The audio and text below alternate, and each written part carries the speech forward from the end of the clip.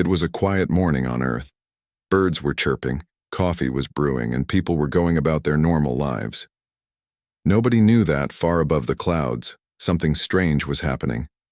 A large object had appeared in space. It was not moving like any known satellite or spacecraft. It hovered silently near Earth's orbit, scanning the planet below. The object was not from Earth. It belonged to a species called the Zalari, a tall, thin alien race with gray skin, large black eyes, and minds built for science. The Zalari were explorers, researchers, and catalogers of life across the galaxy. Their mission was simple: find new species, study them, and decide if they posed a threat. They had studied thousands of planets. Each time it was the same routine: observe, collect data, analyze biology, and move on. But this time, things would be different. The ship that carried the Zalari scientists was named Veskar. It was sleek, silver, and shaped like a teardrop. Inside, the air smelled clean and cold. Lights blinked softly as machines ran scans on Earth. "Initial analysis complete," said a voice from the central computer. "Life signs detected.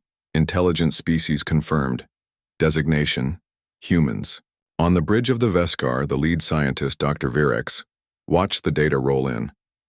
He was taller than most Zalari, with deep-set eyes and a calm voice.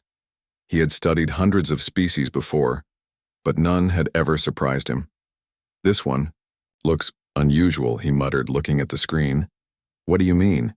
asked another Zalari named Lerna, who worked in the biology lab. "Their brain activity is high." "Very high," Virex replied. "But their physical bodies are weak compared to other intelligent species we've seen. They lack natural armor, claws, or even strong muscles. Yet they have built cities, tools, and weapons." "How?" Lerna looked at the data. "Maybe they're smarter than they look." Virex nodded. "Perhaps, but let's test them." The Zalari had a way of testing life forms without landing on their planet. They used what they called remote capture. A small beam would scan a human, copy their body, and create a perfect duplicate inside the lab.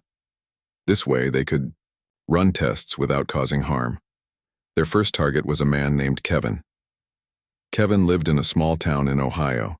He worked at a gas station, liked pizza, and spent his evenings watching old action movies. On this particular day, he was filling out paperwork when suddenly everything went dark. He didn't feel pain.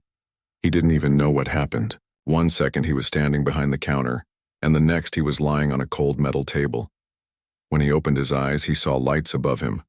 Tall, skinny figures stood around him, talking in a language he couldn't understand. "Whoa," Kevin said, sitting up. "Am I dreaming?" The Zalari backed away slightly. They hadn't expected the subject to wake up so quickly. "Subject has regained consciousness," said Lerna, recording the event. "He should still be under the stun setting," Virex said, confused. Kevin rubbed his head. "Hey, can someone tell me where I am?" He looked around. The room was smooth, metallic, and very clean. There were no windows, only glowing panels on the walls. Everything felt alien. "I think I'm being punked," Kevin said, trying to laugh it off. "This is some kind of hidden camera show, right?" The Zalari did not respond. They simply watched. One of them stepped forward. "Virex," he pointed at himself. "I am Dr. Virex." Then he pointed at Kevin. "You are human." Kevin blinked. Yeah, that's me." Virex turned to Lerna. "He understands basic communication. Interesting." Lerna began running scans. She placed a small device over Kevin's arm. It glowed blue, then red, then green. "His biological readings are odd," she said. "Heart rate is normal, but his cells are regenerating faster than expected." "How fast?" Virex asked. "Twice the rate of a standard mammal," Lerna replied. "And his white blood cell count is unusually high." Virex raised an eyebrow. "Let's run more tests." Over the next few hours, Kevin underwent a series of strange procedures. Some of them hurt a little, others just tickled. At one point, they injected him with a mild virus to see how his body would react. To the Zalari's surprise, Kevin showed no symptoms. None. By the end of the test, His immune system had completely neutralized the virus. That shouldn't be possible, Lerna whispered. It's like his body adapted instantly, Virek said, staring at the data. Meanwhile, Kevin was getting bored. So, am I free to go? He asked. I have to work tomorrow. The Zalari ignored him. They were too busy discussing what they had found. Later that day, they decided to run a stress test. They placed Kevin in a chamber and slowly increased the temperature. Normal humans would pass out at 130 degrees Fahrenheit. At 160, they would die. Kevin didn't even sweat. After 2 hours at 180 degrees, he started fanning himself. Man, it's hot in here, he said. Can I get some AC or something? The Zalari stared at each other in shock. He's still alive, Lerna said. That's impossible. Virex looked at the numbers again. We need more subjects. So they took more humans. Next was Linda. She was a school teacher from Texas. She loved reading, baking cookies, and helping kids learn. One moment she was grading papers, and the next she was waking up in the same lab as Kevin. Where am I? She asked calmly.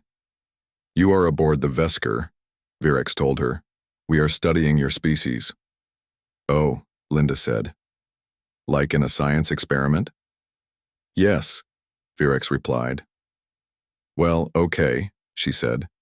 As long as it's safe, she was polite, curious, and surprisingly calm for someone who had been taken to outer space. During her tests, they discovered something even more shocking. While observing her cells under a microscope, the Zalari noticed something strange. Her DNA was changing, not just mutating, changing in real time, as if her body was reacting to every new situation and adapting instantly. This isn't evolution, Lerna said. This is something else. It's like their bodies know what they need, Virex said, and they change to survive. Linda, unaware of the scientific chaos around her, asked if there was a library on the ship. I love books, she said. Do you guys read? The Zalari looked at each other. No, Virex said. Well, you should try it, Linda said. It's fun. The third human they tested was Danny, a teenager from California. He was curious, loud, and full of questions. Are you aliens? He asked immediately. Yes, Virex answered. Cool. Do you have spaceships, lasers, cool tech? We do, Virex said. Danny grinned. Awesome. Unlike Kevin and Linda, Danny wasn't afraid. He was excited. During his tests, the Zalari tried to expose him to low levels of radiation, just enough to see how his body would handle it. They expected minor damage. What they got was something else entirely. Danny's body repaired itself almost instantly. Not only that, but his cells seemed to become stronger after exposure. He's becoming resistant, Lerna said. That's not supposed to happen. No living thing adapts that fast, Virex added. Not naturally. By now, the Zalari were deeply confused. Humans were weak. They had no natural defenses. No claws, no armor, no venom. But somehow they were surviving everything the Zalari threw at them. And worse, or better, they weren't even aware of how strange they were. Back on Earth, nobody knew what was happening. Governments hadn't noticed the missing people yet. Life went on as usual. But aboard the Veskar, the Zalari were beginning to realize something terrifying. They had thought humans were just another species to study. But maybe humans were something else entirely. Maybe they were something dangerous. Or maybe they were something special. Either way, the Zalari knew one thing for sure. They needed to learn more. Much more. Because if these three humans were any indication, humanity was unlike anything the galaxy had ever seen. Back aboard the Veskar, the Zalari scientists were deep in discussion. The data from their first 3 human subjects was puzzling. Kevin had survived extreme heat without breaking a sweat. Linda's DNA had changed while under observation. Danny had become stronger after being exposed to radiation. These results made no sense. No known species adapted that fast. Evolution took time, thousands, even millions of years. But humans seemed to change in real time. like they were built to survive anything. Dr. Virek stood at the center of the lab, looking at the glowing screens filled with data. "We need more tests," he said. "We must understand how this is possible." Lerna, the lead biologist, nodded. "Agreed. Let's try something bigger." So the next round of experiments began. They started with Linda. She was placed inside a sealed chamber designed to simulate the surface of Venus. The temperature was set to 900 degrees Fahrenheit. The pressure was over 90 times what humans could normally survive. Most life forms would be crushed and burned in seconds, but not Linda. Inside the chamber, she squinted at the red-hot walls around her. Sweat rolled down her face, but she stayed. On her feet, "This feels like summer in Texas," she muttered. "Only worse." Outside, the Zalari watched in silence. "She should be dead," Lerna whispered. "She's still breathing," another scientist said. "Her body temperature is rising, but it's adjusting." After 10 minutes, the test ended. The chamber. Doors opened and Linda stepped out, wiping her brow. "I think I'll skip the sauna tonight," she joked. Next was Danny. He was taken to a different room where the air was thin and cold. It was meant to mimic the upper atmosphere of a gas giant. Oxygen levels were nearly zero. Temperatures dropped below freezing. Danny shivered as soon as he entered. "Dude, this is way colder than my fridge," he said, hugging himself. The Zalari monitored his vitals closely. At first, his oxygen levels dropped. His heartbeat slowed. He looked like he might pass out. Then something strange happened. His breathing stabilized. His skin flushed slightly red, almost like he was warming up from the inside. "He's generating internal heat," Lerna said, surprised. "That's not normal," Virex added. "How?" Danny didn't know what was happening. All he knew was that he wasn't freezing anymore. "Okay, this is kinda cool," he said.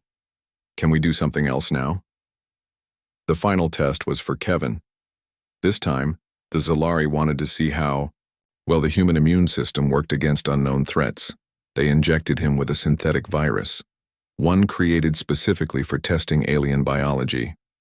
It was harmless to Zalari but deadly to most other species. Kevin barely flinched when the needle touched his arm. "Is that all?" he asked.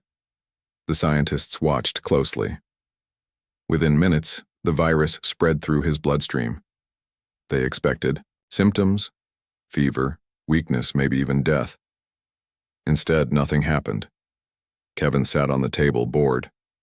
"So, what now?" he asked. Virex stared at the monitor. "The virus is gone." "What?" Lerna turned to look at him. "It can't be gone. We just gave it to him." "It's neutralized," Virex said. "His white blood cells destroyed it before it could take hold." Lerna ran the scan again and again. Each time, the same result. No trace of the virus remains. For the first time since arriving on Earth, the Zalari felt something unfamiliar. Fear. Not fear of war or violence, but fear of the unknown. Humans were weak. That much was true. Their bodies weren't strong, they bruised easily, they got tired quickly. But somehow they survived everything thrown at them, and not just survived, they adapted, they healed, they evolved. All in real time. Virex called a meeting with the senior research team. "We have underestimated them," he said. "Their biology is unlike anything we've seen." "They shouldn't exist," one of the scientists replied. "They break every rule of evolution." "But they're here," Virex said, "and we don't understand them." Lerna spoke next. "Maybe we should stop the experiments." Virex shook his head. "No, we must learn more. If they are this resilient now, what will they be like in the future?" A heavy silence followed. Then another voice joined the conversation. "Hey, is this thing recording?" It was Danny. Somehow he had found the communication panel in his cell. The Zalari froze. "How did he get in there?" someone asked. "I don't know," Virex said, "but he's watching us." On the screen, Danny grinned. "Hey, aliens, you guys seem really smart, so why are you studying us? What's the deal?" The Zalari looked at each other. They had studied thousands of species. None had ever spoken back. Linda and Kevin were brought into the main lab shortly after. They stood together, side by side, facing the Zalari scientists. "So, what's going to happen to us?" Kevin asked. "You are free to go," Virex said slowly. "Cool," Kevin said. "I gotta work tomorrow." "But we want answers," Linda added. "You took us. Why?" Virex hesitated. "We thought you were just another species," he said. "We wanted to study you." "And?" Danny asked. "And?" Virex looked at the data once more. "You are not what we expected." Linda tilted her head. "What do you mean?" "You survive things that should kill you," Lerna said. "Your bodies change to protect you. You adapt faster than any known life form." Kevin blinked. "Huh. So, are we like superheroes or something?" "No," Virex said. "You are something else." Silence filled the room. Then Linda smiled. "Well," she said, "if you want to keep studying us, maybe we could help." The Zalari looked shocked. "You want to stay?" Lerna asked. "Sure," Linda said. "You've got cool tech, interesting science, plus I'd love to read some of your books." Danny raised his hand. "I want to see the engine room." Kevin shrugged. "I guess I can stick around for a few more days, but I'm not missing my pizza night." The Zalari looked at each other. This was unexpected. Not only had the humans survived their tests, they had offered to help, and they were curious. Very curious. Over the next few weeks, the humans moved freely around the Vesker. They asked questions. They learned about Zalari technology. They shared stories about Earth. In return, the Zalari continued their studies. They discovered even more strange things. Danny's muscles grew stronger after each experiment, not because he trained, but because his body responded to stress by building itself up. Linda's brain activity increased when she read new information. She learned faster than any Zalari child during early education. Kevin, despite being average, in every way, showed incredible resilience. He recovered from injuries faster than expected and even helped fix a broken console in the lab after watching someone else do it once. "These beings are learning," Lerna said. "They are adapting, socially, physically, and mentally. They are not evolving," Virex said. "They are becoming." Meanwhile, back on Earth, people were starting to notice the disappearances. In Ohio, Kevin's coworkers wondered why he hadn't shown up for work. In Texas, Linda's students missed her lessons. In California, Danny's parents filed a missing persons report. Governments began investigating. Something strange was happening, and the Zalari weren't the only ones paying attention. Elsewhere in the galaxy, other species began to hear rumors, whispers of a strange, unpredictable race, one that should not exist and yet did far above Earth aboard the Veskar. The Zalari scientists continued their work. They had come to study humans. Now they realized they were the ones who had something to learn, because if these three humans were any sign of what the rest of their kind could do, then humanity was not just unusual, they were something new, something powerful, something the universe had never seen before. Life aboard the Veskar was beginning to change. At first, the Zalari had treated their human guests like test subjects, observing them, scanning them, and running experiments. But now, something strange was happening. The humans were making friends. Kevin, Linda, and Danny had started spending more time with the Zalari scientists. They asked questions about alien technology, shared stories from Earth, and even taught some basic Earth customs. One day, Kevin brought a group of Zalari together and showed them how to play a simple card game he called Go Fish. It didn't make much sense to the Zalari at first, but they tried it anyway. After an hour of confusion and failed attempts to understand the rules, one young Zalari named Kor finally got it. This is fun," Kor said slowly, looking at his cards. "Told you," Kevin grinned. "Humans invented fun. We're good at that."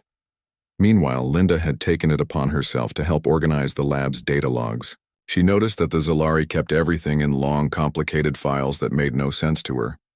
"I can fix this," she told Dr. Virex one morning. You? He asked, surprised. Yes, Linda said. You just need a better system. I used to grade papers for 30 kids every week. This is easier. So she reorganized the entire database using categories and labels the Zalari hadn't thought of before. They were amazed. She sees patterns we do not, Lerna said, watching Linda work. It's not magic, Linda replied. It's just common sense. Danny, on the other hand, became fascinated with the ship's control systems. He spent hours watching the engineers work, asking endless questions and taking notes. One day, when a minor power fluctuation caused part of the ship to go dark, Danny offered to help. You don't have the proper training, one engineer told him. I watched you guys fix it last time, Danny said. Let me try.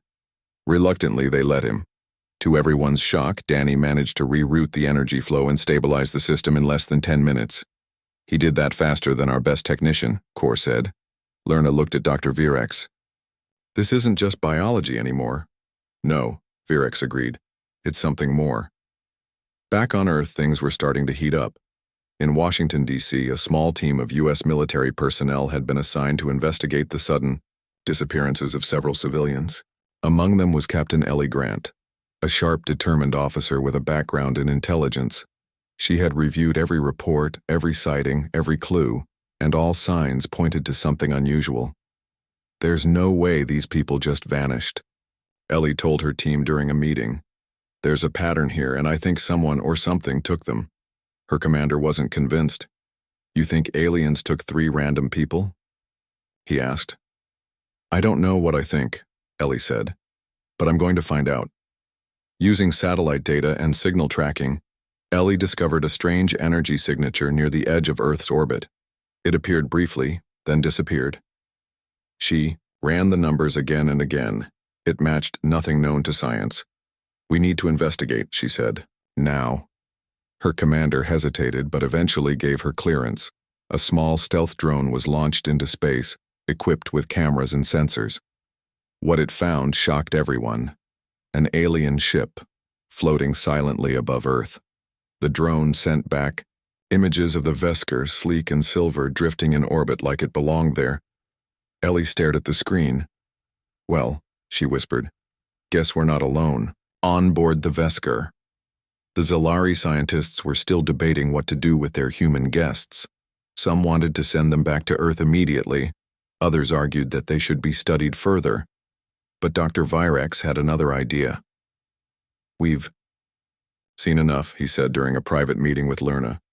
These humans are different, not just biologically, but mentally, emotionally, socially. They adapt, Lerna said. They connect, Virex added. They learn quickly. They teach each other. They form bonds, he paused. What if we're looking at this the wrong way? What if instead of studying them, we should be learning from them? Lerna blinked. You want to treat them as equals? I want to understand them, Virex said. And maybe they can help us. Not long after, Virex gathered Kevin, Linda, and Danny in the main lab. We've made a decision, he said. Oh boy, Kevin muttered. We believe you are not a threat, Virex continued. We also believe you may have something to offer us. Linda tilted her head. Like what? Knowledge, Virex said. Creativity, problem solving. You see things differently than we do. Danny grinned. That's because we're awesome. Kevin nodded. Yeah, that's basically it. Virex ignored the comment. We would like to continue working with you if you agree. Linda looked at the others. I'm in. Me too, Danny said. Can I get a tour of the engine room this time? Kevin shrugged. Sure, but I still want pizza night. The Zalari agreed. From that point on, the relationship between the humans and the Zalari changed. They weren't prisoners anymore. They were collaborators. Over the next few weeks, the Zalari learned more from the humans than they had expected. They began to understand human emotions better. They saw how laughter could ease tension, how curiosity drove discovery, how teamwork could solve problems faster than any individual effort, and most importantly, they saw how humans never stopped trying, even when things seemed impossible. Even when they didn't know the answer, they kept going. Meanwhile, back on Earth, Ellie Grant was preparing for the next step. She had confirmed the presence of an alien vessel in orbit. Now she needed to make contact. She requested permission to launch a manned mission. Her commander was hesitant. "You want to fly into space and to talk to aliens?" he asked. "Yes, sir," Ellie said. "If they're peaceful, we need to know. If they're hostile, we need to prepare." After a long pause, her commander nodded. "All right, Captain. You've got one. Shot, make it count." So Ellie prepared. She trained for days, studied everything they knew about the ship, and worked closely with scientists and linguists. Finally, the day came. A small spacecraft, built for stealth and speed, lifted off from a hidden base in Nevada. Its destination? Orbit? Its mission? First contact. As the craft climbed higher into the sky, Ellie felt a mix of fear and excitement. She had no idea what awaited her in space, but she was ready. Far above Earth, aboard the Veskar, the Zalari detected the approaching human craft. Alarms went off. Dr. Virex rushed to the bridge. "What is it?" he asked. "A second human vessel," Lerna replied. "Approaching fast." Everyone turned to Virex. He looked at the screen, then at Kevin, Linda, and Danny. "They're coming for us," he said quietly. Kevin frowned. Is that bad?" Virex shook his head. "Not necessarily." Linda stepped forward. "Maybe. They're just checking on us," Danny grinned. "Cool. Can we say hi?" Virex looked at the approaching ship. Perhaps this was the moment everything would change. Perhaps this was the moment humanity truly entered the stars. And perhaps they were ready. The small Earth spacecraft floated in space, silent and alone. Inside, Captain Ellie Grant sat strapped into the pilot's seat. Her heart pounded, but her face stayed calm. She had trained for this moment, years of simulations, tests, and drills, but nothing could truly prepare someone for first contact with an alien species. Behind her, a small team of scientists and engineers monitored the systems. They had no weapons, no military escort, and no idea what awaited them aboard the alien ship. They only had questions and hope. "Approaching target," one of the crew members said. "Distance, 500 meters. Ellie looked out the front window. There it was, the Veskar. It hung in space like a silver teardrop, smooth and quiet. No lights flashed, no engines roared. It simply existed. "Open comms," Ellie said. A moment later, a signal was sent. "This is Captain Ellie Grant of Earth. We come in peace. Requesting communication." Silence. Then, after a few tense seconds, a voice replied, "We hear you." The voice was calm, deep, and clearly not human. Everyone on the Earth ship held their breath. "This is Dr. Virex of the Zalari research vessel, Veskar," the voice continued. "We did not expect further contact so soon." Ellie leaned forward. "We needed to know the truth. Our people are missing. We believe they're with you." Another pause. Then, "That is correct." Ellie exhaled slowly. At least they were alive. "Can we board your ship?" she asked. Peacefully. Another silence. Then, "You may approach." Moments later, the Earthcraft docked with the Veskar, the connection sealed with a soft hiss, and a door opened on the other side. Ellie stepped inside first, followed closely by two of her officers. The hallway was clean, metallic, and lit with a soft blue glow. The air smelled sterile, almost cold. Waiting for them at the end of the corridor were three familiar faces, Kevin, Linda, and Danny. They stood together, looking slightly nervous but mostly excited. "Hey," Danny called out, grinning. "You guys made it." Ellie blinked. "Danny, what are you doing here?" "I got taken," he said casually. "But it's cool. I fixed their power grid." Linda stepped forward. "We're okay, Captain. They didn't hurt us." Kevin nodded. "Yeah, they just wanted to study us, but now we're helping each other." Ellie turned to the tall, gray-skinned alien standing beside them. "You must be Dr. Virex." "I am," he said. "Welcome to the Veskar." She studied him carefully. He wasn't smiling. He didn't even have lips, but there was something calm in his eyes. "What do you want from us?" she asked. Virex hesitated. Then he spoke. "To understand." Ellie raised an eyebrow. "Understand what?" He gestured for her to follow. "Come, there is much to show you." As they walked through the halls of the Veskar, Virex explained everything the Zalari had discovered about human biology, how Kevin had survived extreme heat without breaking a sweat, how Linda's DNA had changed during observation, how Danny's body had adapted instantly to radiation exposure. "They should not exist," Virex said as they entered the main lab. "Their biology defies all known rules of evolution." Ellie listened carefully, her mind racing. "So, you think humans are special?" "We think you are different," Virex corrected. "And possibly dangerous." Ellie frowned. "Dangerous how?" Lerna, the lead biologist, stepped forward. "Your kind heals too fast, adapts too quickly. If given time, your species could become unstoppable." Ellie crossed her arms. "We're not trying to take over anything." "No," Virex said, "but that makes you more dangerous." Ellie looked around the room. The data on the screen showed something incredible. Humans weren't just surviving, they were evolving on command. "Is there any reason for this?" she asked. Virex nodded. "Yes, and we believe we've found it."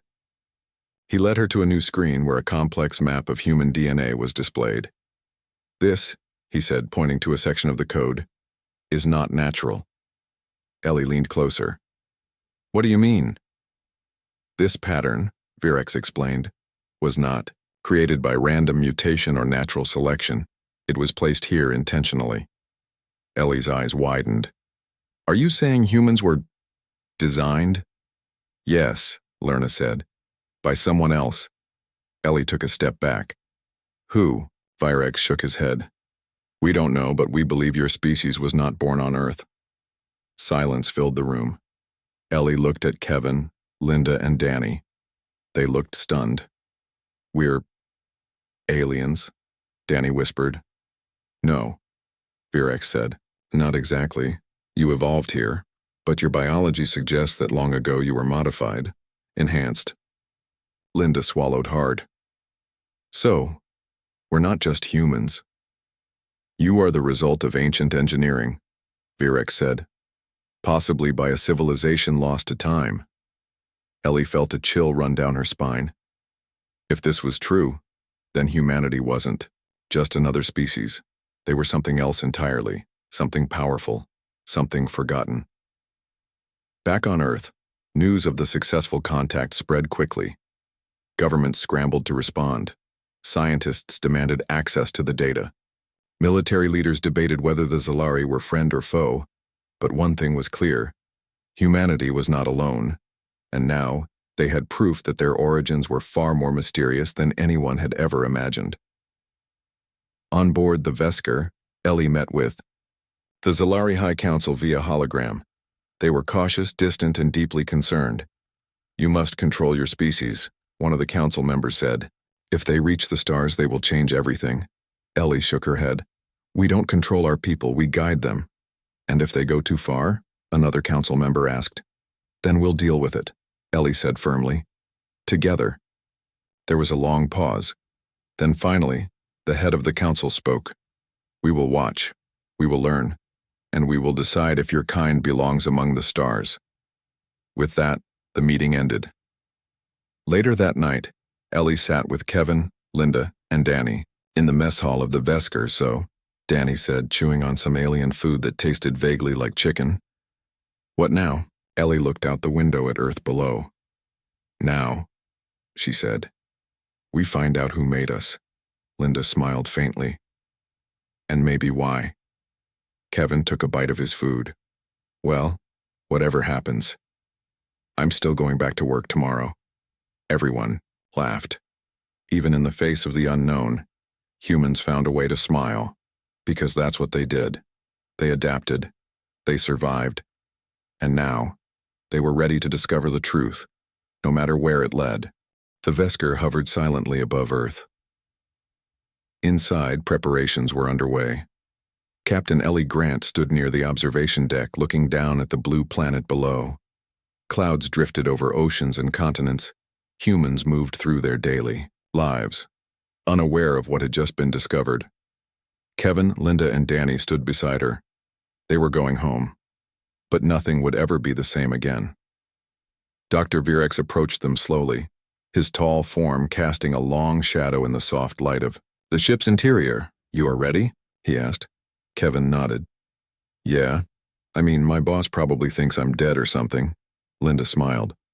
"I miss my students." Danny grinned. "And I miss my video games." Virex looked at all three of them. "You have changed us," he said, simply. Kevin blinked. "We did." "Yes," Virex replied. "You showed us that not all life must follow the same rules. You taught us that intelligence is not only about logic, but also about emotion, curiosity, and connection." Ellie stepped forward. "What happens now?" Virex turned to her. "Now, we decide if you are ready."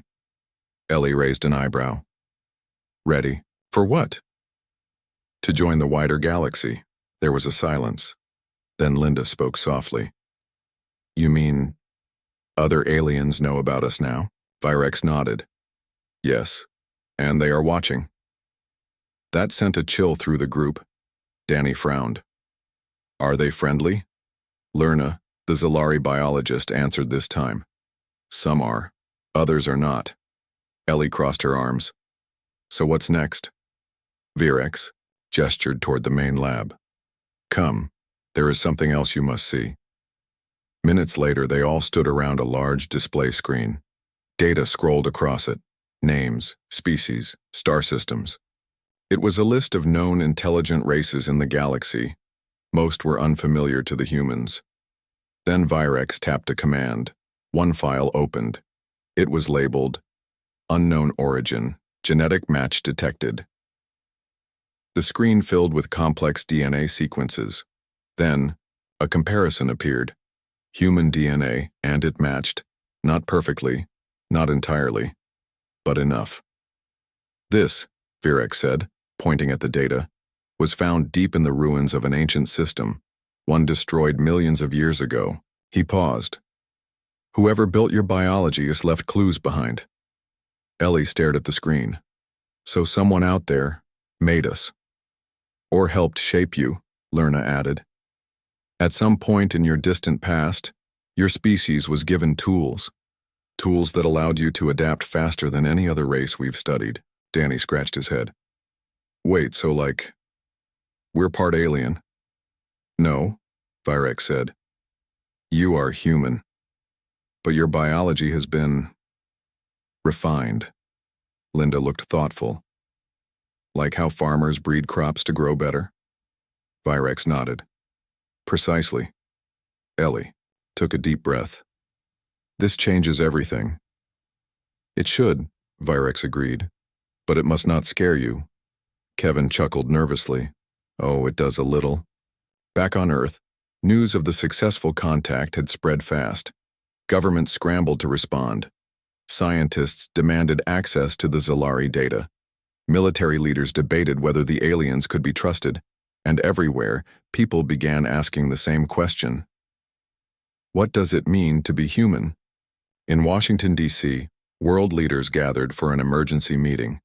They watched footage from space, the docking, the conversations, the data shared. When the meeting ended, one thing was clear. Humanity was no longer alone, and Earth was no longer hidden.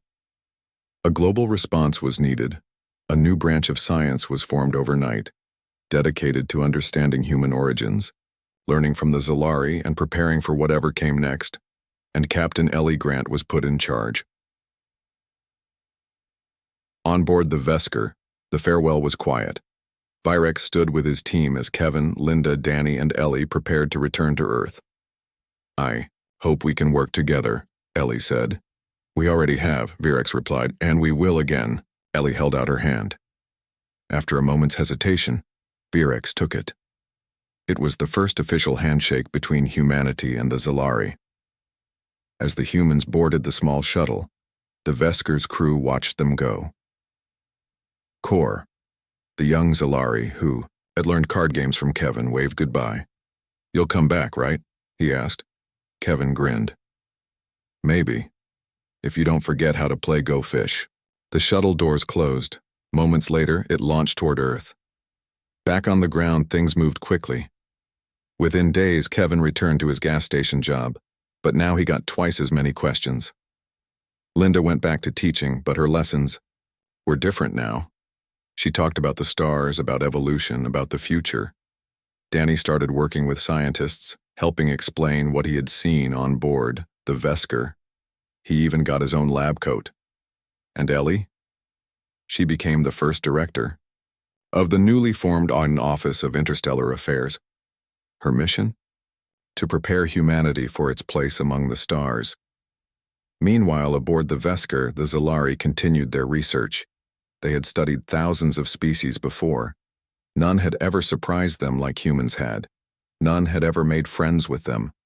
None had ever made them laugh. None had ever made them wonder if they were the ones who had something to learn. "They are strange," Lerna admitted one day. "But brilliant," Virex added. "They could become a problem," another scientist warned. Virex shook his head. "No, they could become something more." "What do you think they'll do next?" Kor asked. Virex looked out the window at the tiny blue planet below. "They will explore," he said. "They will ask questions. They will change." He paused, and someday, they may find the ones who made them. Far away in deep space, something stirred. An old signal, buried beneath layers of time and distance, began to wake. Something, or someone, had been waiting. And now, humanity was coming. The world had changed, not with war or disaster, but with discovery. For the first time in history, humanity knew it was not alone. And more than that, they were special. Back on Earth, life went on for most people. Kids still went to school. Workers still clocked in. Families still ate dinner together. But behind the scenes, everything was shifting. Governments worked fast. Scientists studied hard. Engineers built new machines. And a new dream took root in the hearts of millions. To go to the stars. Captain Ellie. Grant stood at the center of it all. She now led the Office of Interstellar Affairs, a global effort to prepare for what came next. She traveled from country to country, meeting leaders, scientists, and everyday people who wanted to understand what the Zalari had revealed. One day, she gave a speech to the United Nations. "We are not just humans," she said. "We are explorers. We are survivors. We are the result of something ancient, something powerful." She paused. "And now we have a chance to find out who made us and why." Across the world, people listened. Some were afraid, some were excited, all were curious. And curiosity was one thing humans had never run out of. A new beginning for humanity. Kevin returned to his gas station job, but things weren't the same. Customers kept asking him questions. Did you really meet aliens? Was it scary? What did they look like? He always smiled. They were tall, quiet, kinda weird looking, but cool. And yeah, I taught one of them how to play Go Fish. People laughed. But they also believed him because now everyone knew the truth. Linda went back to teaching, but her lessons changed. Instead of just reading books about Earth, she talked about space, evolution, and the future. Her students loved it. One day, a girl asked her, "Do you think we'll live on other planets someday?" Linda smiled. "I don't think so. I know so." Danny, meanwhile, became something of a celebrity among scientists. He didn't care much about fame, but he loved learning. He spent his days working with engineers, biologists, and even the Zalari themselves when they visited Earth for meetings. One day he looked at the sky and said, "You know, I want to go back up there." His friend, a young scientist named Rachel, nodded. "Then let's build a ship that can take us." And they did. Humanity takes its first steps into space. With help from the Zalari, Earth launched its first interstellar mission. It wasn't a warship, It wasn't a colony ship. It was a research vessel named the Earthrise. It carried a crew of 12 scientists, engineers, doctors, and one former gas station worker. Kevin was invited to join as a cultural advisor. "I'm not a scientist," he told them. "But you understand the Zalari better than anyone," Ellie said. "That makes you valuable." So Kevin went. The launch was broadcast around the world. Millions watched as the Earthrise lifted off, rising higher and higher until it broke through the clouds and entered space. Inside the ship, the crew looked out the windows in silence. Earth was below them. Space was ahead. They were home, and they were ready. New friends, new discoveries. On board the Veskar, Dr. Virex watched the launch from afar. "This is the moment," Lerna said beside him. "Yes," Virex replied. "This is when everything changes." The Zalari had studied thousands of species across the galaxy. Most were predictable. Most followed the same rules of biology, survival, and society. Humans were different. They learned fast, they adapted faster, and now they were going where no human had gone before. Kor, the young Zalari who had become friends with Danny, looked at the screen showing the Earthrise. "I hope they're okay," he said. "They will be," Virex said, "because they never stop trying." Ladordieu, the galaxy begins to take notice. Elsewhere in the stars, others watched too. Some species were friendly, some were neutral, others were wary. One race, known as the Cathar, sent a message to the Zalari. "They are coming," the message read. "Are you sure this is wise?" Virex responded simply. "They are not dangerous. They are curious. That is all." Another race, the Yalari, offered their own thoughts. "If they grow strong, they may change the balance of power." Virex replied again. "They already have." A message from the past. As the Earthrise traveled deeper into space, the crew began receiving strange signals. At first, they thought it was interference. Then they realized it was a message. Old, faint, distant, but clear enough to understand. It said, "We remember you." Ellie stared at the screen. "What does that mean?" Kevin asked. "No idea," Ellie said. "But we're going to find out." The signal came from beyond the edge of explored space, somewhere far away, somewhere ancient, and it was waiting for them. The future of humanity. Back on Earth, life moved forward.